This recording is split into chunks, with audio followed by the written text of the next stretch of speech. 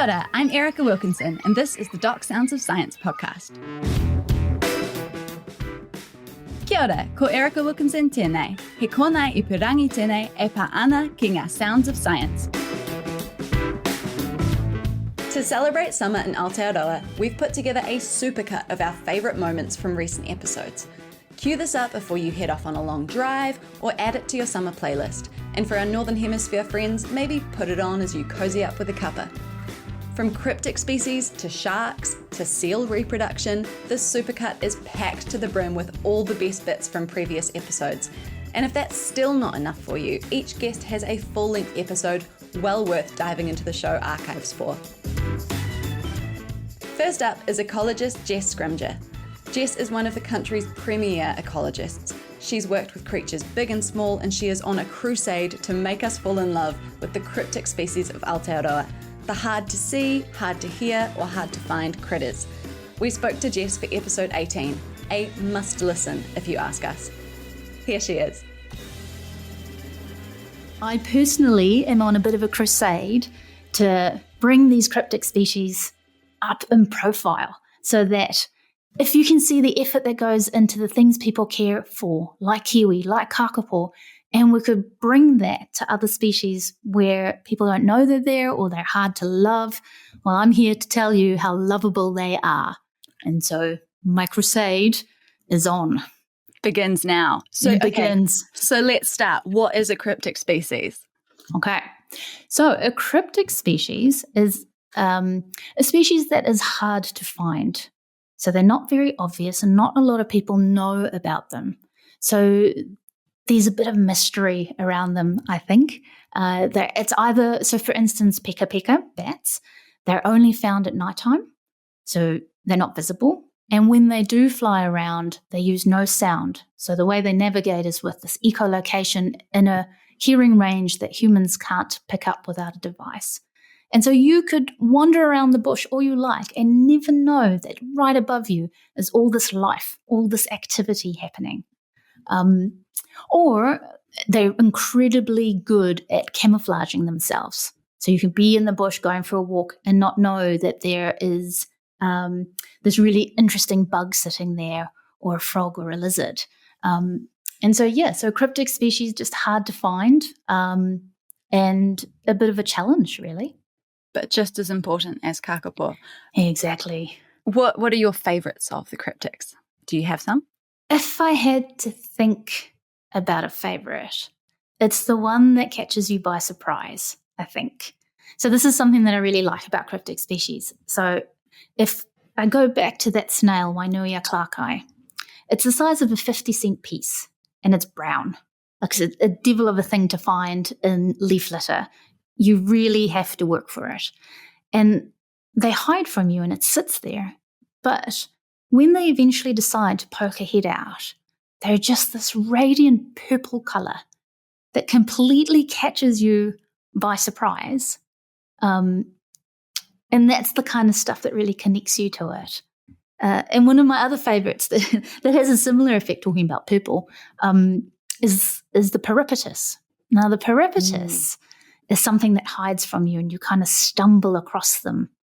And so when I'm out there doing snail monitoring, occasionally, if you're lucky, you get this beautiful, looks like a worm, but it isn't. Its common name's called a velvet worm.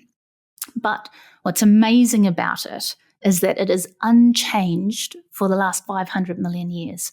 So it's not related to a worm. It's not related to an insect. It's somewhere in between.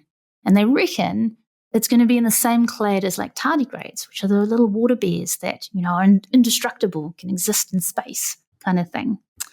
But what I like about the peripatus, one, when you find it, it's like a treasure that you found. But two, the surprise factor is that when it gets scared or it's trying to catch something, it spits the sticky substance at you, which catches you by surprise.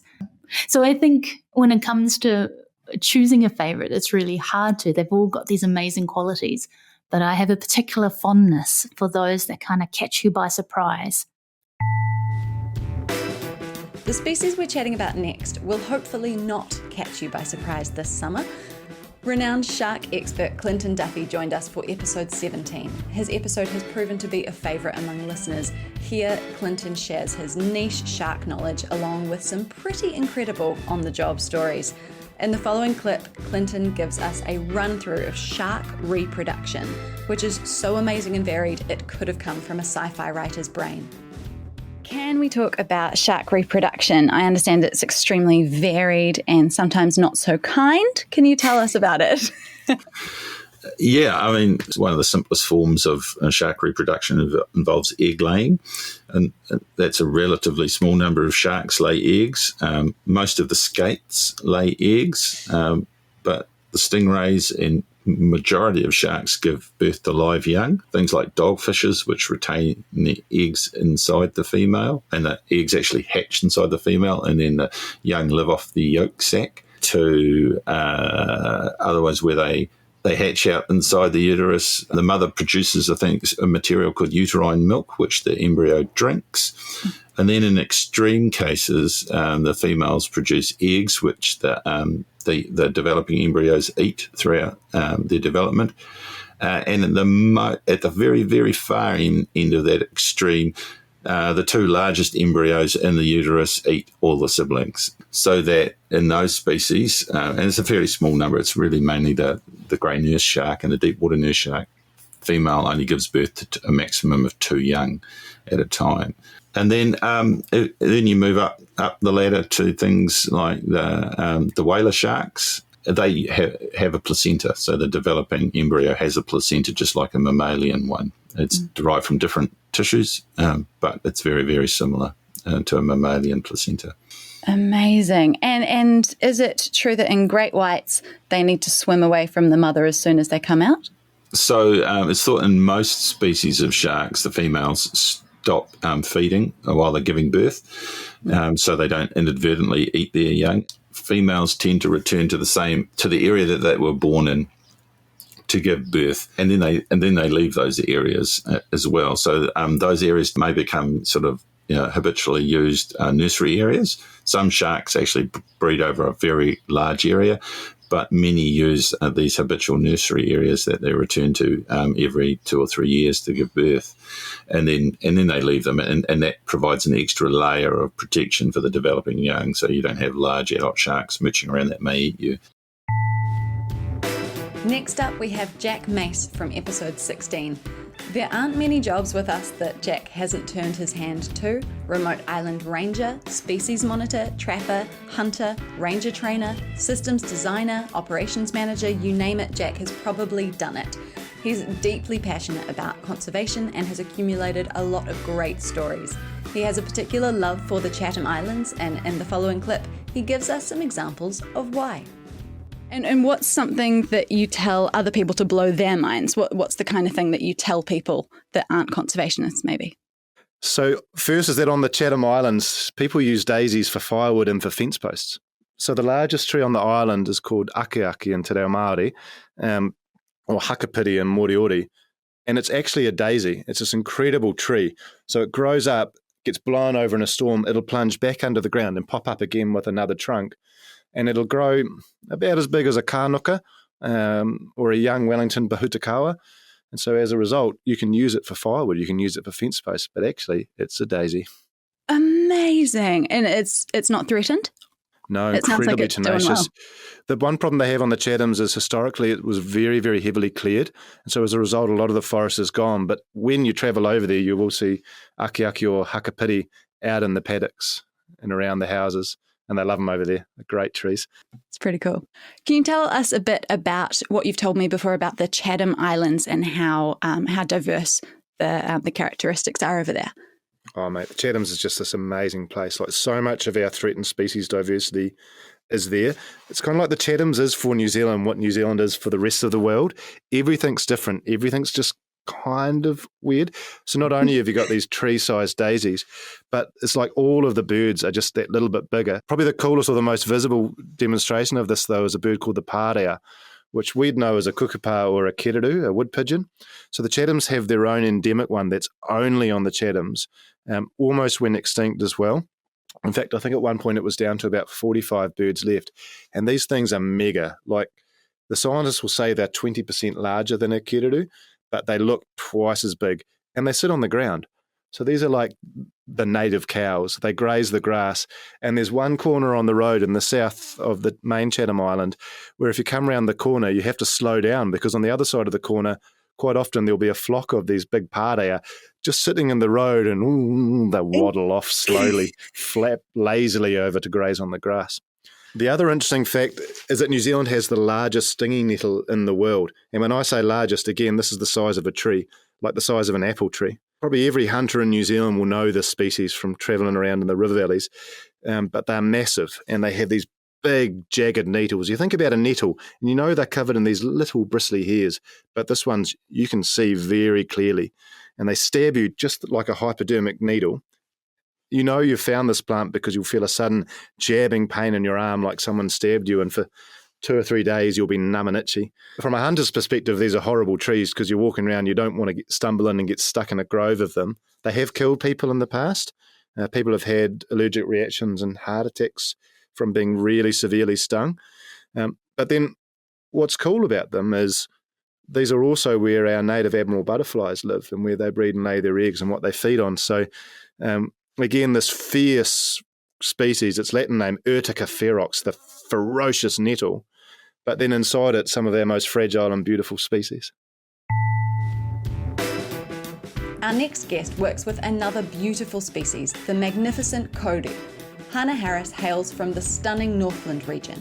In episode 22, she shares kōrero about her connection to native species and ecosystems through her whakapapa and her role as kaitiaki kōri.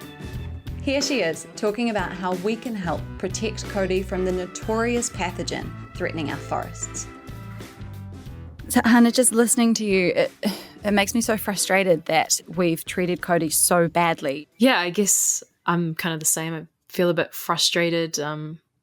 But yeah, I'm never hopeless. I've always got hope that things will get better, or, you know, that people are going to be starting to get more aware, or that the forest is always going to be there in some capacity. You know, we've put kōri through a lot, but, you know, it's actually these whole forests that have been put through, you know, I mean, ploughed, you know, logging roads chucked through. And it wasn't just kōri that was being logged. It was, you know, rimu and tōtara, you know, all these other trees that were getting logged. But imagine a forest without kōri. I couldn't imagine that. And so, and I guess kōri, in order for kōri to survive, we need to look after the forest as a whole, because they all hold each other up, you know, underneath all the roots that, you know, they're connected. And so I guess the forest as a whole we need to look after. And I guess, yes, we need to look after kōri and we need to stop the spread of kōri dieback, but we also need to think about the forest as a whole and, you know, talking about pigs and possums and goats and rats and cats and all that. But yeah, I guess to save one species, you have to think about the whole forest. So what do people need to remember if they're going into the forest in the north? I guess that key message, arrive clean, leave clean. That's the main one. Stick to the tracks, stick to open tracks. You know, these tracks have been upgraded for a reason. Yeah, don't go off the track, as tempting as it is to go and hug the kōri tree. If you can't reach it from the track, just don't go near it. Clean your gear, especially if you're going from forest to forest, and spread the message, not the disease. Oh, That's a good one. It's a good one. Is it yours? Is it real? I don't know. Did I hear that from We someone, should make maybe? it real. Yeah. And what's one thing that you wish everyone listening would tell their friends? I would just say that, you know, there's this disease called kōri dieback and it attacks kōri trees, and it's really simple to clean your gear and make sure that you clean them before you go into any kōri lands or any kōri forests. Some great advice there from Hannah if you happen to be out exploring our amazing kōri forests this summer. Next, we've got Ranger Chris Dodd, or Doddy as we all affectionately call him, on what it's like to track and monitor rare kiwi in Aotearoa, New Zealand. Doddy joined us for episode 24, but also features in the Fiordland Kiwi Diaries mini-series on the Doc YouTube channel, which you should definitely check out if you haven't already. I asked him to give our listeners a taste of what being up close with a tokoeka is really like. I think the first thing that always strikes me when I've got one in hand is the legs. They really do look like dinosaur legs. They're really scaly. They're huge, big claws on the end of their toes as well. And the first thing I really noticed with these, the tokoeka compared with the northern birds, is they've got so much down, so they actually feel really soft and so much feather. They obviously need it down here with the cold weather. So I'm just how fluffy they are just still surprises me. And as you go up, they again they're quite big birds down here. The females will be up to getting on for about 2.83 kg. So they're big birds. They've got big, long bills, kind of a good 120 mil or so. So they just look like nothing else. No other bird that's around, really. That is so cool. And does their size make them less speedy? Are they clumsy? A little bit of both. They can move with incredible speed when they want to. But they are also incredibly clumsy, especially the chicks. I've seen a couple of nests. I've got a couple of nest recordings this year where the chicks have just been pottering around in front of the nest camera, and then suddenly they just trip up and fall over and roll down a hill, and they've gone. I've even seen an adult bird just kind of look up into the air and fall on its back and roll over, and then kind of quickly get up and run away. So they are a very clumsy bird. Oh my gosh! And are the feathers? You say there are so many feathers. Are they given to iwi? Those feathers? Yeah, they certainly are. We keep hold of them here at the dock office for them if they're ever requested. Yeah. And what does a tokoeka? What does it smell like? You know, they say kakapo are like honey and kind of tree-ish. What's a tokoeka like? I'm gonna use the easy answer and say they smell quite musty, which every bird kind of you end up saying smells quite musty. But it's a really strong smell. Yeah, their poo is quite a strong smell of ammonia, really strong. So once you've got your nose in, you can kind of pick them up if you're just walking along the track and there's been one go past in the past 10 minutes, quarter of an hour, you really get a waft. You kind of see why they're so prone to being caught by dogs or stoats or ferrets. If they smell that much, if I can smell them that easily, then a dog's going to pick them up from miles away. Dock rangers have an above average amount of poo stories, which brings me to our next guest, Andrew Legault, who has the unfortunate moniker of the office cat scat guy, not a title he ever sought out. Andrew works with Aotearoa's rarest parakeet, the kakariki karaka, or orange-fronted parakeet. He joined us for episode 15, talking about his work to monitor and track this species, control predators in critical areas, and boost numbers with captive breeding. Here he is telling us about his weirdest day at work. So you get to do things like tree climbing, bird banding, all these things that look like the best day at work. What's your weirdest day at work been? Yeah, I can't think of a specific day that I'd consider particularly weird, but occasionally we do have the field team sort of come in and bring little packages back to me. Sometimes these involve things like dead birds or rotten eggs or cat scat. So essentially dealing with that is a little bit weird, I suppose. Mm-hmm. And it's probably my own fault because, I was sort of requesting some of these things, but having sort of a pile of cat scat by my desk isn't that great in the office. I just want to see the email we go, does anyone have some cat scat? I'm desperately looking for. Yeah, I mean, I was trying to get people interested in actually looking at the cat scat because I think we can actually pick out some really interesting patterns of cat distribution, possibly looking at genetics. So if you've got cats in different areas, you can work out whether it's the same one or not. And you can also actually work out what cats are eating at various times of the year. So unfortunately, no, I didn't come across any takers. That shocks me. But it would have been great to actually get that study underway because the sad thing is we've had scat come in where it's apparent that orange-fronted parakeets have been part of that cat's diet. No. Yeah. What's been your most memorable moment in your line of work? I mean, I think in this job I get to do quite a lot of interesting things.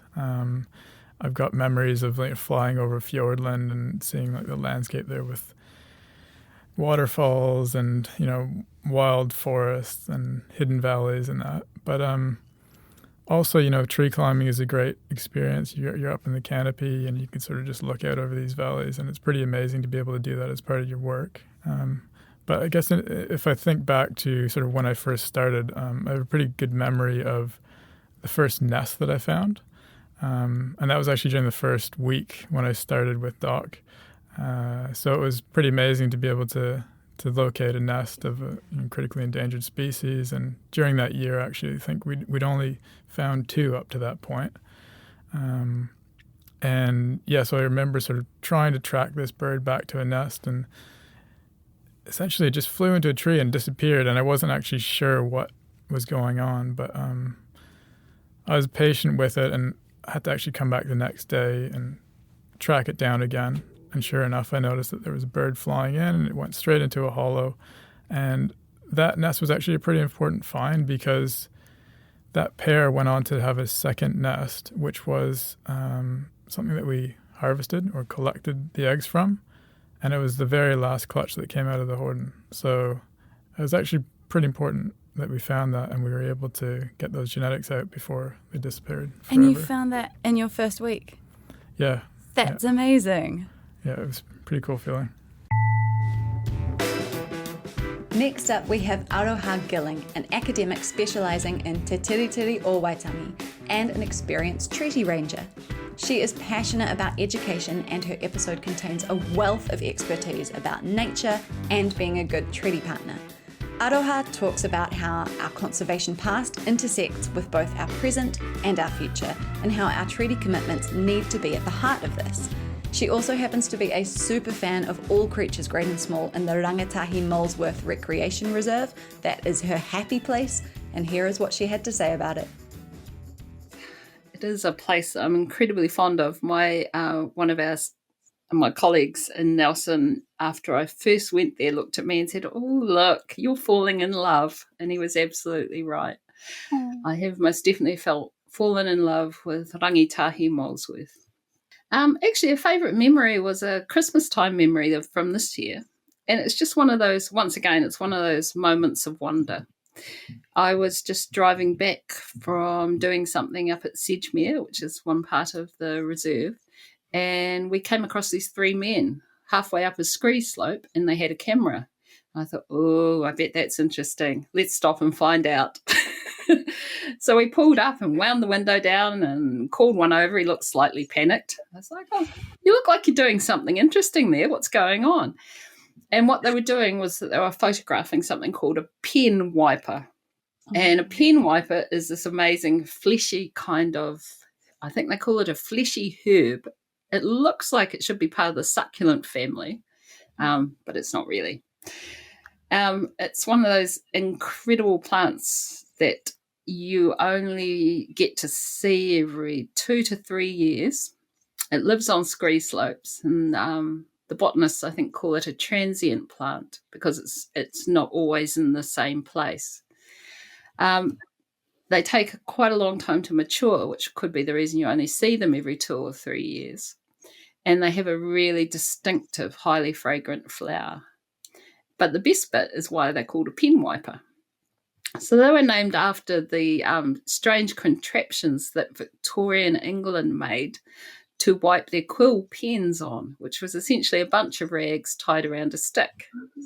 So if you can imagine a big bunch of rags wound around a stick, then you've got the basic shape of a pen wiper. One of my favourite conservation questions to ask is, what's a species that you really love? Oh, one species. Couldn't possibly pick one, Erica.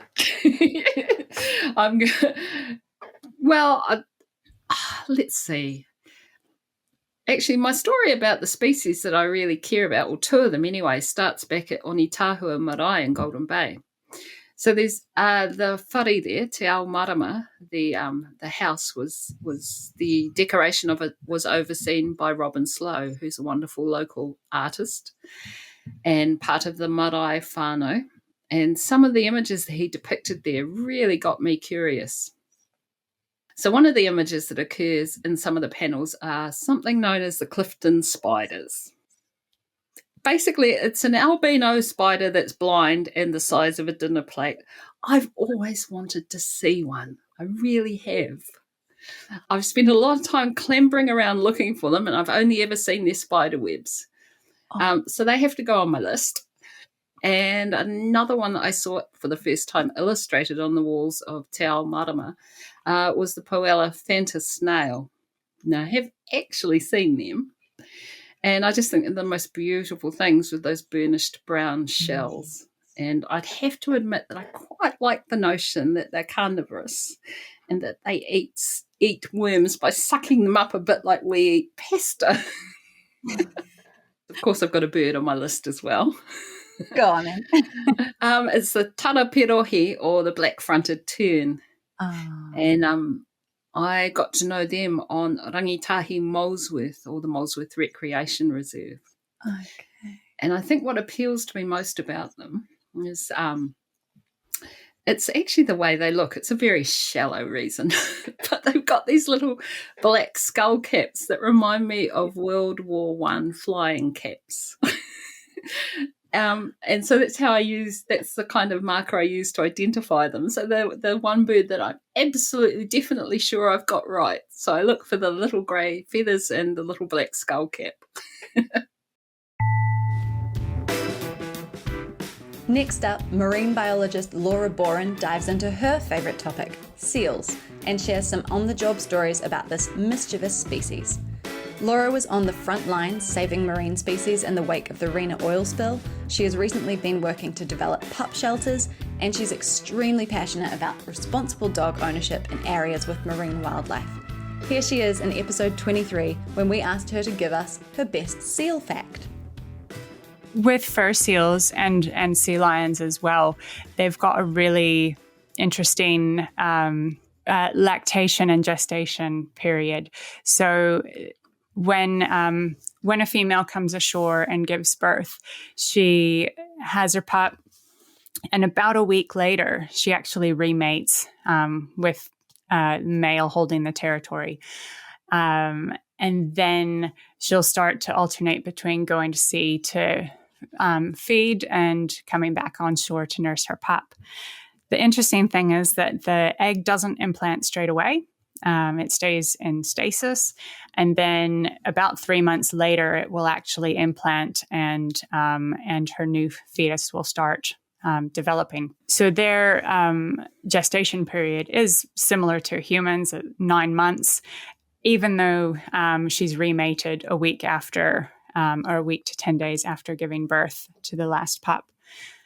But what makes it really amazing is the fact that as she's going through this, and because the lactation length is approximately 10 months, that means that for most of that year, she's eating for 3. She's having to eat to keep herself fit enough, and also to feed her pup on shore and her growing fetus. So they're pretty impressive females. Wow. And she kind of almost hits pause on her pregnancy. That is amazing. And that also is why, the energy involved in lactation is so intense. That's why that it's really rare that you'll see a female letting another pup suckle. This is a difference between fur seals and sea lions. Sea lions will let other pups suckle, but a fur seal, no. They will definitely chase away a pup that is not theirs. Pups will definitely try it on. It's what we call milk stealing. And if a pup's mother is out at sea feeding, you might see them wandering through the colony trying to look for a sleeping female that they can sneak up and steal some milk from. And sometimes they're successful, but if they wake that female up, they're going to get chased away. That is brilliant. I always recommend, if you're watching, we have lots of fur seal breeding colonies that have really good lookouts, and you can just stand from up above and watch them. And if you watch for some of these behaviors and just see what a pup is doing going through the colony, you can see some pretty interesting stuff. And now I know what to look for as well. So I'll be like, I know why he's being chased away, milk stealer. Sneaky. This next clip is for all the bird nerds out there. There is no shame in being bird nerds, we are right there next to you. Ecologist Michelle Bradshaw has the kind of work stories that will make you green with envy. Michelle is in charge of the National Banding Scheme in Aotearoa and brings hands-on banding experience from bird colonies all around the world. In episode 21, she discusses what we can learn about the data that we get from banded birds and shares some cautionary tales about on-the-fly identification. Here she is talking about what we've learnt from banding the bar-tailed godwit, or kuaka. So a lot of what we know now about birds were actually first figured out through bird banding. So the bar-tailed godwit, or kuaka, they don't like winters. So they spend the summer here in New Zealand. And then when winter approaches, they fly via China to Alaska. And they go and breed there in the Northern Hemisphere summer. And then after breeding, they fly 11,000 kilometers non-stop, directly back to New Zealand. They can't land on water. They can't sleep while flying. 8 days, non-stop, 11,000 kilometers. When they get here, they promptly fall asleep. And this was first worked out by researchers in Alaska watching banded birds depart. And this was before the days of, WhatsApp, etc. But they probably would have sent a message to the researchers here in New Zealand saying, this bird has just left now. And then they start the countdown. And then you have the wader researchers in New Zealand watching when they arrive here. And they can say that exact bird, there was a particular godwit with a flag E7 that had done some amazing trips. And when they arrive here, then they can tell their counterparts in Alaska, yes, this bird has arrived. And they still do that, both the birds as well as the bird watchers. That's amazing. How do they stay alive during that trip so they can't land on water? Do they obviously eat enough and then go on their way? They need to fatten up prior to their long migration, and they even take into account the weather, the atmospheric conditions, the wind directions, etc. We now have birds with satellite transmitters on, and we can look a lot more finely at their decisions and how they're impacted by all of these massive weather events or deciding to delay their departures. There's some birds that they have found depart New Zealand from exactly the same spot on the same day each year. Uncanny, like clockwork. And we call them bird brains. It is unbelievable. But the first knowledge of this was actually thanks to bird banding, that we knew that they actually fly directly, they don't stop anywhere. And it's amazing what we can learn about these birds. It is amazing. How do you decide which birds you're going to band? Well, they line up and they volunteer. They say, band me. No, not actually. As I said, there has to be a purpose, a very good reason before you mark a bird. That bird is going to wear that band forever. So you need to find out what data do you need to answer the questions you're trying to answer, and how many birds actually need to be marked in order to do that. And so in order to obtain enough information, for instance, on longevity, you need to actually mark an inordinate number of birds in order to get enough data over time. And it might be hard to predict beforehand whether 10 birds are enough, or 50, or maybe you need to mark 50,000 birds to get the data you want. The main thing is to ensure that the purpose of marking is such that that bird is not wearing that mark for no purpose. Next up, we've got an oldie but a goodie. Back in 2021, Brent Bevan told us everything we needed to know about Predator Free 2050. In fact, he told us so much that we needed 2 episodes to cover it all.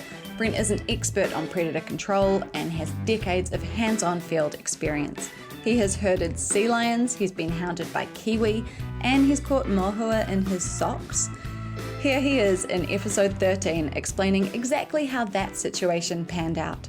I was out on Breaksea Island catching mohua for a transfer to Whanuaho a few years ago, which was quite a cool job. Breaksea was the first island they made predator free in New Zealand. The first big island. They did Maria Island, which is a small one, but this was the first structured, baited, ground baited approach to doing it. And it's really steep. It's quite an amazing island in Fiordland. And the wildlife on it is phenomenal. So we can go in and actually catch some of the birds and take them off to repopulate other spots. There's so many. So I was catching mohua or yellowhead on the island, and we'd struggled for days. And I was on top of the island, and we'd only had 15 birds, and the helicopter was coming. And you normally want 30 to 50 to try to start a population. And I was on the top of the island, and with 15 minutes to go till we called it quits and the helicopter arrived, I caught 30 mohua in one go. So they were in the net and they were everywhere. So the only problem was I didn't expect that, and there was only me. And I didn't have enough catch bags. So I filled up all my catch bags. So we put the birds into little bags that protect them, and that way we can transport them and carry them down to then put them in a box to move them to another island. So I took my socks off, and I stuffed some mohua in my socks, and I tied my sleeves up on my raincoat and put mohua in the raincoat, and every little pocket and everything I could do I had filled with mohua, and then I had to line them in my pack and tie them around the pack and hold them, because you can't hold 30 catch bags by yourself.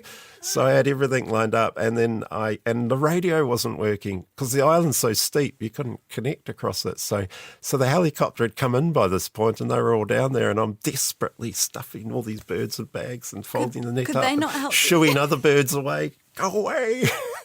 And I got them all stuffed in, and then I had to go down. It's a very steep track. It's like 45 degrees. So these 30 birds and pockets and backs and socks. And don't fall over. And I got down the bottom, just got the radio connection in time to make them hold, and they held the chopper.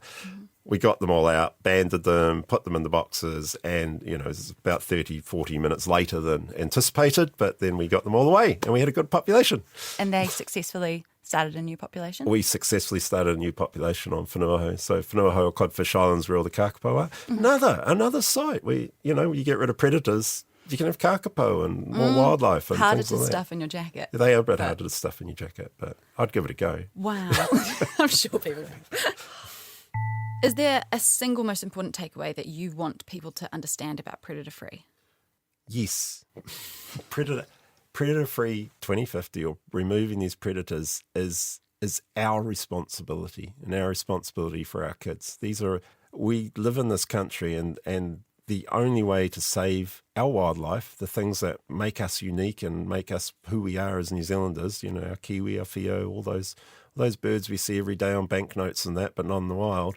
The only way to look after them is to remove these predators, and I think it's our responsibility as a nation to make sure we protect what was here before us. On top of that, we can do it. We can do it. It's mapped, it's ready.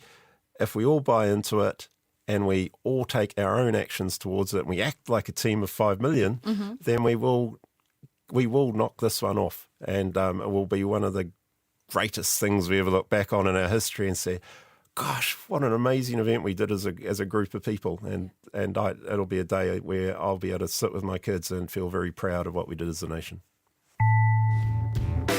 And now, you may know him as the star of the Fiordland Kiwi Diaries. We had one Tim Raymakers on the show for episode 25. Tim is a highly experienced conservationist who, for many years, has been charged with monitoring southern Fiordland Tokueka kiwi in Shy Lake Fiordland. He monitored kiwi in that area when there wasn't any predator control, and then continued monitoring after aerial predator control to determine the effects. You really should watch the Fiordland Kiwi Diaries miniseries on our YouTube if you haven't already. In addition, Tim has also seen species like robin, totowai, kakapo, and kiwi get up to some truly incredible things.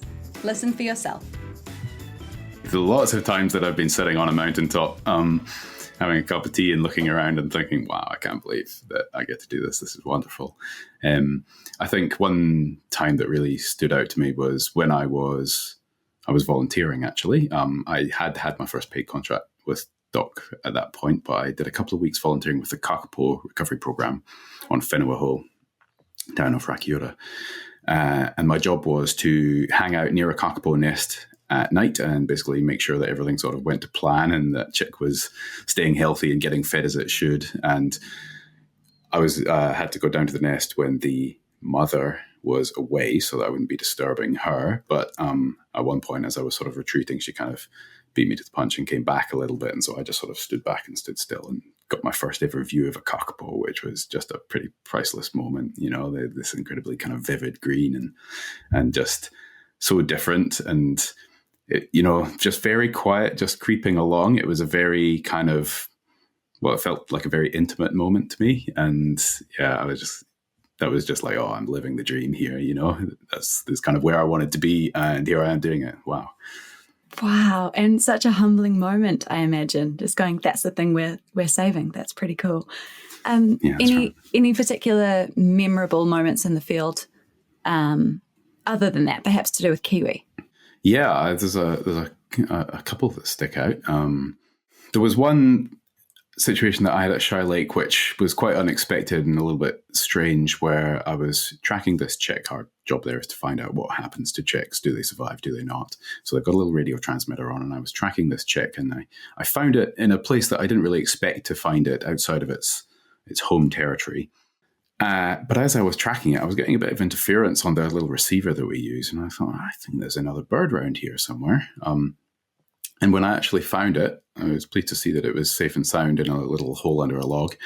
But in there was some adults, but they weren't the parents of this kiwi. And it's actually quite a sad story. So these adults had a chick of their own that had been killed by a stoat. And this little chick had obviously gone wandering off and sort of been, adopted / kidnapped by these adults who obviously had a real strong drive to be parenting something and had found this thing and started parenting it. So it was a situation that was probably, I would speculate, a bit unnatural, but just something I just never considered might happen with kiwi. It's something that can happen with other species, but kiwi are really territorial, and just those little insights into the tiny little things that go on in their world that you wouldn't normally know about. Oh, that's pretty special. So in the course of your conservation career, there must have been a million different great places that you have worked in. What's the coolest place you've worked in, and can you tell me about why? Yeah, sure. There's a lot of parts of Fiordland which I just absolutely love, and the scenery's incredible, and Shy Lake's probably top of that tree. But for really the coolest place that I feel like I've worked in would be several pest-free islands that I worked on with the Kakapo program, Whenua, Anchor Island, and a couple of visits up to Hoturu in the Hauraki Gulf. And all of those places are just absolutely buzzing with life. They're all long-term pest-free islands, and there's birds everywhere, and there's other life, there's sea life, and they're just so vibrant. And I also, I lived there. We were there for 4 weeks at a time, and then we'd have 2 weeks off. And that was kind of my home for years. And you just really get to know that island and that environment and connect with it and sort of grow with it a little bit. But for me, those pest-free islands, it's something that I wish every New Zealander could experience, because it's a vision of what we're trying to achieve, what we once had everywhere across Aotearoa, and what it could be like again. And yeah, I think it's just, people come to those islands, and I've lost count of the number of people that have been within those islands who've really considered it a landmark experience in their life to get to go there and experience that. And yeah, that's what we're working towards. Thanks for joining us on this whirlwind tour of past episodes of the Doc Sounds of Science podcast. This show is hosted by me, Erica Wilkinson, and edited and teched by Lucy Hollyoak. This cut was put together by Laura Honey, and we are produced and directed by Jane Ramage. The Doc Sounds of Science podcast is available wherever you get your podcasts, so subscribe now and never miss an episode. Have a great summer. Kia ora.